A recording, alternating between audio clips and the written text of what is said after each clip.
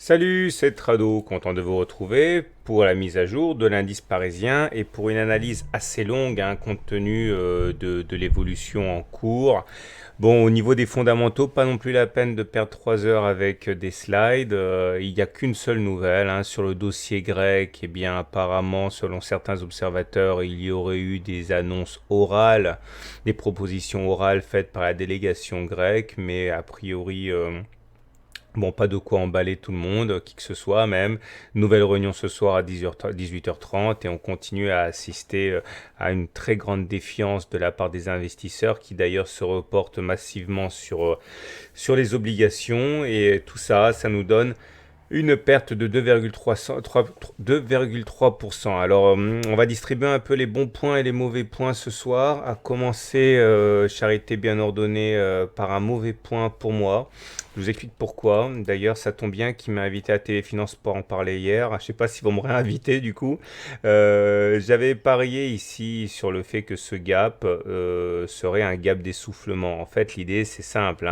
Il n'y a pas de différence entre un gap de continuation et un gap d'essoufflement, sauf que le gap de continuation annonce, comme son nom l'indique, une continuation de la baisse, alors qu'un gap d'essoufflement, eh bien, annonce une fin de la baisse. Et l'idée, c'est que si c'est un gap d'essoufflement, il est rebouché très très très vite et on repart vers le haut.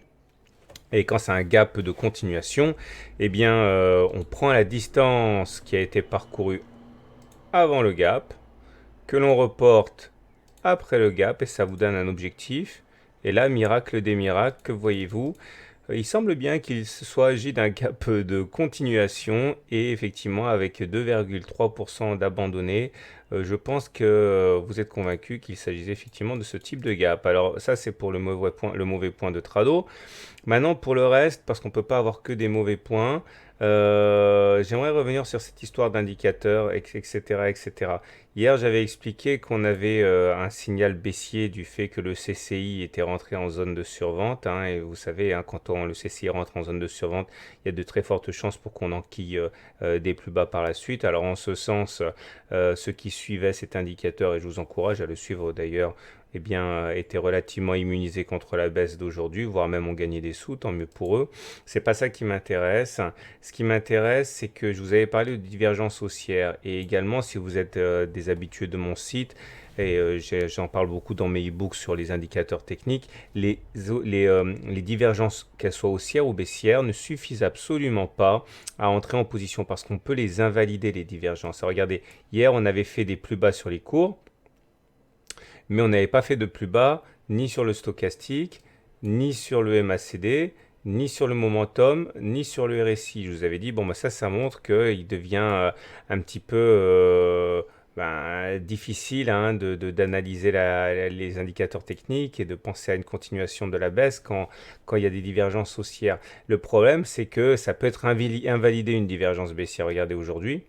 Ok, si on prend le cas, mettons, allez, du momentum, eh bien là, on était en divergence haussière hier, mais on l'est plus du tout puisqu'on fait des plus bas sur les cours et également sur le momentum. Ok, donc voilà une divergence haussière qui a été invalidée. Si on regarde ce qui se passe au niveau du RSI, c'est la même musique. Ok, on n'avait pas fait de plus bas sur le RSI, mais maintenant on fait des plus bas également sur le RSI, donc divergence invalidée aussi. Euh, sur le MACD de mémoire, c'est pas encore le cas. Là, il y a toujours une divergence haussière, mais vous avez compris que ça suffit pas en tant que tel à entrer en position.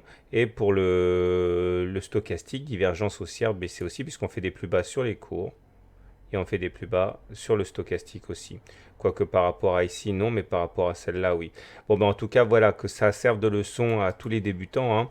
Une divergence haussière en tant que telle ne suffit pas à entrer en action, c'est simplement une alerte. Ok, et là, regardez la hausse des volumes. Alors c'est marrant parce que les volumes augmentent fortement, mais ils sont toujours dans une marge normale, on va dire, avec les pics de volume qu'il y a eu là et là. Donc, effectivement, il y a une sorte de délestage, mais c'est absolument pas un sell-off comme on peut le lire à droite ou à gauche, c'est-à-dire une peur panique avec délestage massif des portefeuilles. C'est pas du tout le cas.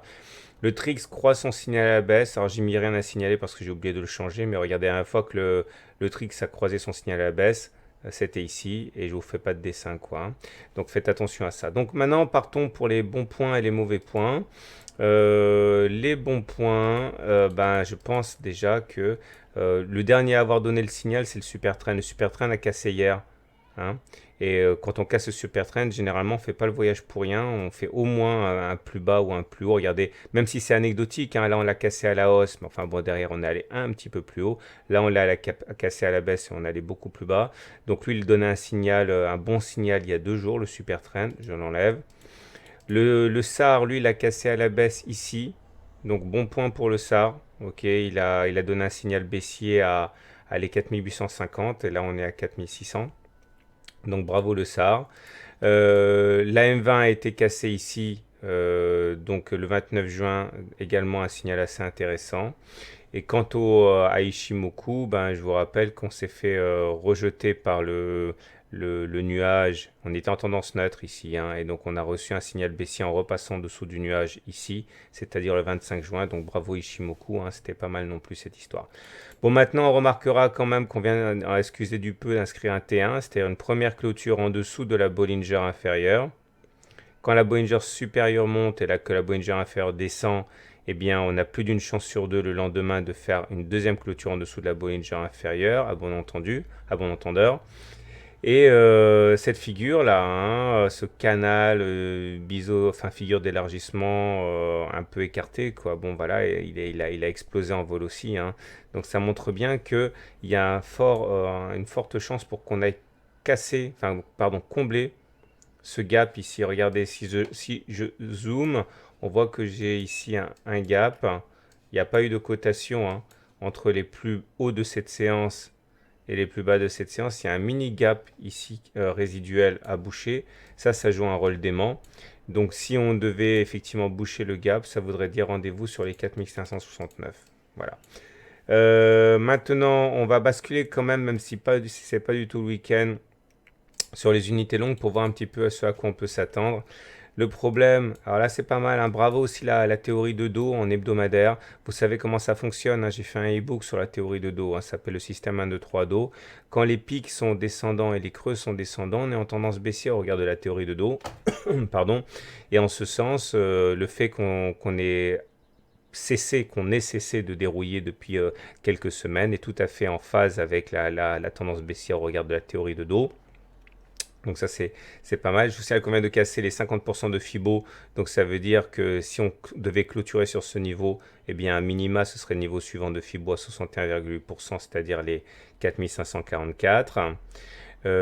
Et en mensuel, je le fais rapide parce que c'est pas vraiment le moment de le faire. Mais bon, là par contre, c'est intéressant parce qu'on est sur des supports, hein. Ça veut dire 50% de Fibo mensuel là et la Tenkan en soutien. Donc on est sur un gros support. Ce qui veut dire que on pourrait tout à fait envisager de plonger, mais de clôturer, hein, à la fin du mois au-dessus des 50% de Fibo, eu égard le fait qu'on soit sur des supports, à savoir les 50% de Fibo, la Tenkan, la M20. Donc on risque d'avoir une attaque, mais aussi de clôturer au-dessus. On verra. De toute façon, ça sera toujours temps d'en parler plus tard. Voilà, désolé d'avoir été un petit peu long. Toute dernière chose, si vous n'êtes pas endormi entre-temps, je confirme que demain, j'animerai un webinaire. Je m'étais trompé dans le lien d'inscription, mais là, c'est rectifié. Demain, 21h, 22h, webinaire spécial, gratuit, etc. On pourra parler un peu du CAC si vous voulez. Inscrivez-vous, c'est gratuit. Le lien est sur le blog. Voilà, à demain pour une mise à jour.